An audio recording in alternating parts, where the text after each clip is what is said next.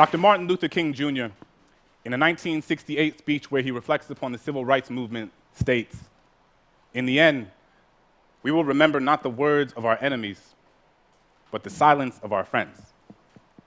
As a teacher, I've internalized this message.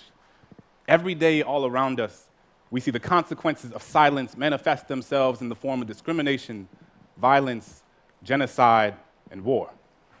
In the classroom, I challenge my students to explore the silences in their own lives through poetry. We work together to fill those spaces, to recognize them, to name them, to understand that they don't have to be sources of shame. In an effort to create a culture within my classroom where students feel safe sharing the intimacies of their own silences, I have 4 core principles posted on the board that sits in the front of my class, which every student signs at the beginning of the year.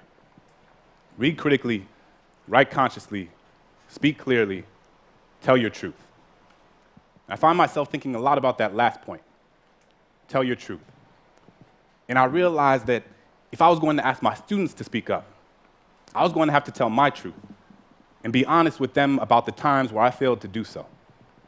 So I tell them that growing up, as a kid in a Catholic family in New Orleans, during Lent, I was always taught that the most meaningful thing one could do was to give something up. Sacrifice something you typically indulge in to prove to God you understand His sanctity. I've given up soda, McDonald's, French fries, French kisses, and everything in between. But one year, I gave up speaking. Figured the most valuable thing I could sacrifice was my own voice, but it was like I hadn't realized that I had given that up a long time ago.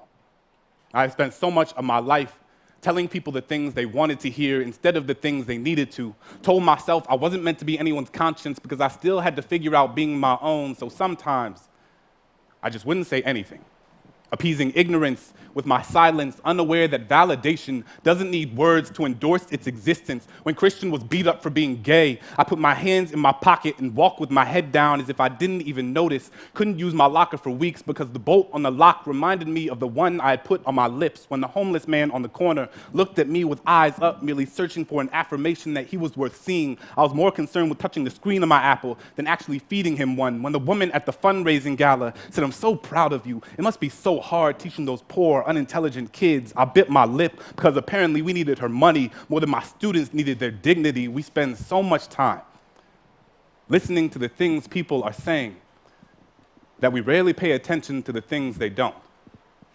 Silence is the residue of fear.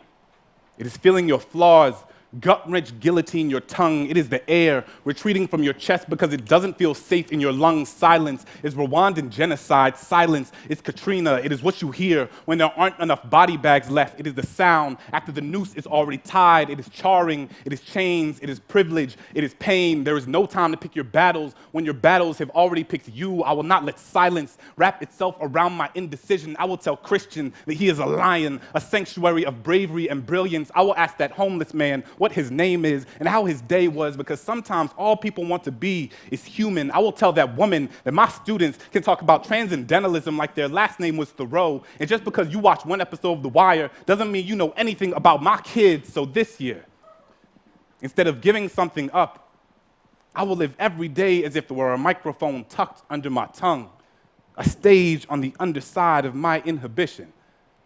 Because who has to have a soapbox when all you've ever needed is your voice? Thank you.